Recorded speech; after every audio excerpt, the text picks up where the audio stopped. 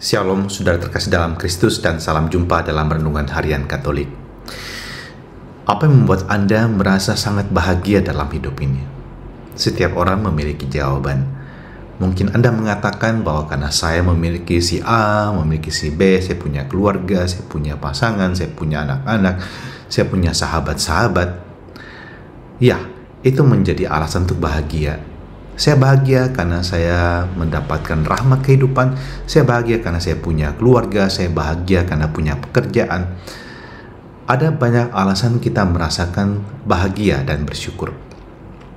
Tetapi, satu hal yang tidak boleh kita lupakan adalah bahwa dalam hidup ini, di mana kita juga mencari kebahagiaan, sumber dari kebahagiaan kita itu adalah sebenarnya apa yang menjadi misi hidup kita. Dan ketika itu terpenuhi, kita merasa bahwa kita on the track, kita sudah merasa bahwa kita mempersembahkan itu, maka kita akan mengalami namanya kebahagiaan. Dan ini memang menjadi kunci dari sebuah kata kebahagiaan. Apakah hidup saya telah menjadi persembahan kasih bagi orang lain? Persembahan kasih bagi keluarga saya. Anda bisa merenungkan ini ketika mendengarkan kata-kata saya. Ketika hidup Anda adalah hidup yang dibaktikan untuk kebahagiaan sesama, ada kebahagiaan yang jauh lebih besar dibandingkan hanya dengan mendapatkan apa yang Anda butuhkan. Jauh-jauh lebih besar, jauh-jauh lebih dalam. Dan itulah kebahagiaan yang menyempurnakan. Bukan Anda saja merasakan kebahagiaan itu, tapi orang lain di sekitar Anda. Anda memberkati sesama Anda. Nah, itu sebabnya Tuhan juga memberikan kepada kita sabdanya hari ini, akulah roti hidup. Tuhan memberikan rahmat hidup itu untuk orang-orang yang percaya kepadanya. Dan orang yang percaya kepadanya tidak akan binasa. Yesus menunjukkan kepada kita apa yang menjadi misi hidup yang paling utama. Persembahan kasih. Persembahan hidupnya sendiri.